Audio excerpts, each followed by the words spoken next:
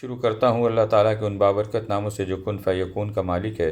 معزز سامعین، میں سید ندیم حیدر اپنے YouTube channel Islamic knowledge SNH کے ساتھ آپ کی خدمت میں حاضر ہوں۔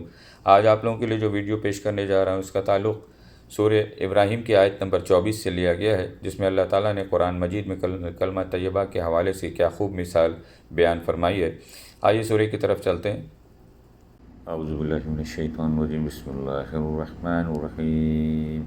أَلَمْ تَرَ كَيْفَ ضَرَبَ اللَّهُ مَثَلًا كَلِمَاتٍ طَيِّبَاتٍ كَشَجَرَةٍ طَيِّبَةٍ أَصْلُهَا ثَابِتٌ وَفَرْعُهَا فِي السَّمَاءِ۔ کیا تم نے نہیں دیکھا کہ اللہ نے کلمہ طیبہ کی کیسی مثال بیان کی ہے؟ وہ ایک پاکیزہ درخت کی طرح ہے جس کی جڑ زمین میں مضبوطی سے جمی ہوئی ہے اور اس کی شاخیں آسمان میں ہے۔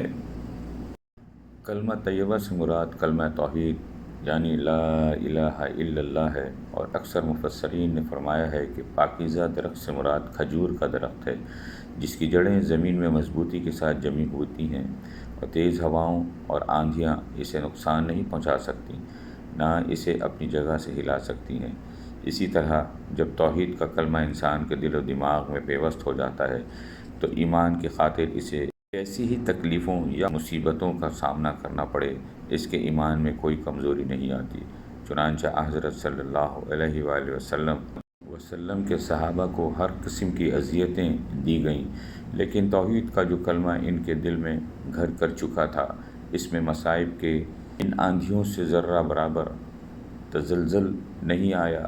کھجور کے درخت کی دوسری صفت اس آیت میں یہ بیان فرمائی گئی ہے کہ اس کی شاخیں آسمان کی طرف بلند ہوتی ہیں اور زمین کی کثافتوں سے دور رہتی ہیں۔ اسی طرح جب توحید کا کلمہ مومن کے دل میں پیوست ہو جاتا ہے تو اس کے تمام نیک کام جو در حقیقت اسی کلمے کی شاخیں ہیں، آسمان کی طرف بلند ہوتے ہیں، یعنی اللہ تعالیٰ تک پہنچ کر اس کی خوشنودی حاصل کرتے ہیں اور دنیا پرستی کی کثافتوں سے محفوظ رہتے ہیں۔